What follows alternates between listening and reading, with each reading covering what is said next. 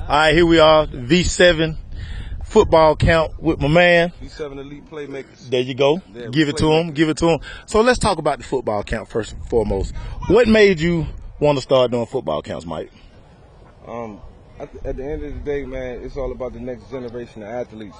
You know, it's guys who are currently playing in the NFL who in the next 4 or 5 years will be honestly being surpassed by, you know, younger kids coming into the league. And I feel like they have to be educated. I feel like they have to understand what the National Football League is all about, what their high school careers really entail, and how serious they need to take it as far as academics, athletics, and then going on to college and aspiring to do whatever they want to do outside of getting a college degree. Okay. Now, when we interviewed you last week, the one thing that you talked about, you coming out of high school, you were the 25th to 27th ranked quarterback. I was so you went looked up. Quarterback, yeah, and it motivated me. It drove me. I mean, I went head to head against a kid named Ronald Curry, who was a good friend of mine, who is a good friend of mine now, and probably one of the best high school quarterbacks I ever seen. So I learned a lot from him vicariously. I watched him, and listen, I practiced my game. I studied the art of the game. I think you have to have a great mental understanding of the game of football too, as well. Talk about the difference from high school. You're the guy in high school, and then you go to college, and all of a sudden you got to prove yourself all over again. Talk about that mental part of it. Yeah, I was just talking to my college offensive coordinator, who's right behind us right there. Okay. My college coach. He was tough. Like I just told him, mentally I had to be strong every day. He didn't make it easy for me, and anything in life that you get easy is probably not worth taking seriously. So I had to work for everything that I wanted. My goal was to make it to the National Football League, but at the same time I had to be a good college student.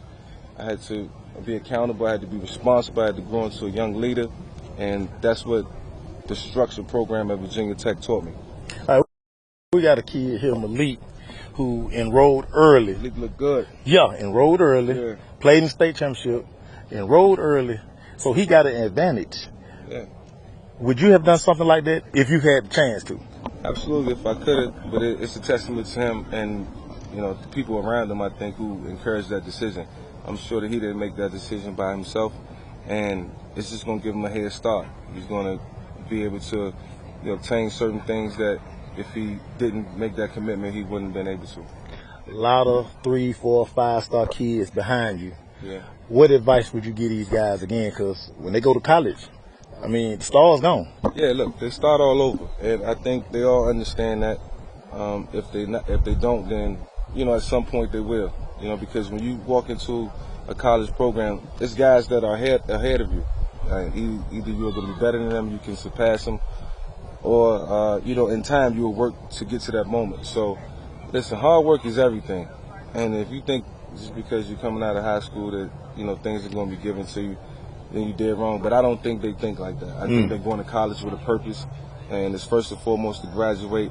Secondly, is to, you know, make it to the National Football League if they desire to do so, and that's why we're here. The different level of work it takes from college to that next level, because again, you got the best of the best. Only 256 guys get drafted every year. Yeah, I mean, you got to work just as hard. But whether you're in the first round or the fifth round, you still got a shot. I know coming up, all I wanted to do was have an opportunity to play. So whether I went in the fourth round, fifth round, sixth round, or seventh, I would have been happy. I would have earned my spot. And even when you get drafted in the first round, you got to continue to earn your keep.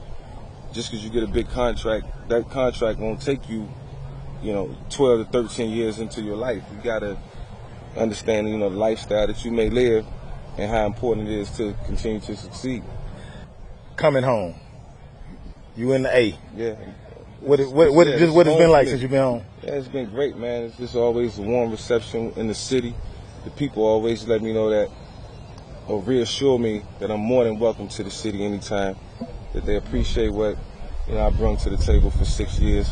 You know, with the entertainment that I was able to offer them, and I appreciate it. I accept that with gratitude. Do you find it funny sometimes that you still kind of get that rock star reception? Like people say, that's Mike Vick. Like when you pulled up there, everybody like, oh, that's Vick. I mean, but I did some things that has never been done in the game of football before. I made moves that made people miss, like people have never seen, in the eyes of Barry Sanders and Deion Sanders. But I never toot my own horn. I'm not an arrogant guy. Listen, that was God's creation. I'm one of God's creation, one of God's people. He made that happen. So listen, I enjoy watching the young guys now, thrive to become professionals and collegiate athletes. So that's a gift within itself, because I can help them and coach them. Now, a lot of people don't really understand this. You were truly the first spread quarterback before it became the spread. I invented the Wildcat. Yeah. Don't give me credit for that, but yeah, it's all good, man. I'm all right. So when you see these offenses now, do you I probably should have been born about 10 years later? Nah, you know what? When I see it now, I just think it's great for the game of football. It's exciting. It's entertaining. It really gives kids a chance to spread the field and really do some work, especially on the college level, because the fields are wide. Mm-hmm. So you can take advantage of that. You use Deshaun Watson as an example. Deshaun played in the spread offense, and personally, I didn't think it was enough. But at the same time, Deshaun proved that those offenses can exist and can win a national championship, and it can get you drafted in the first round, and he landed in the hands of a guy who's going to take full advantage of that in Bill O'Brien. All right, let's talk about elite playmakers. Let's talk about the camp, what we're doing today. Oh, man, this is going to be competition all over the place. There's one-on-one drills all over. We do routes versus air. We do certain drills with the linemen, certain drills with the D linemen.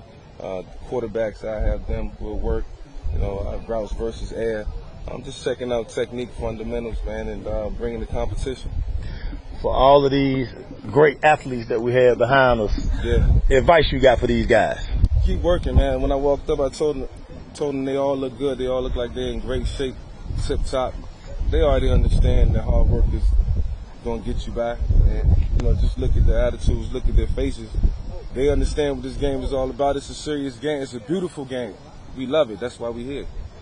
Fellas, question for Mike Vick. Malik, you ain't got no question now? Yeah, we got all day. Hey, man, we here. Y'all come out. Mike Vick, he back home, everybody. Yeah, appreciate we the gone. support. Let's do it. Love.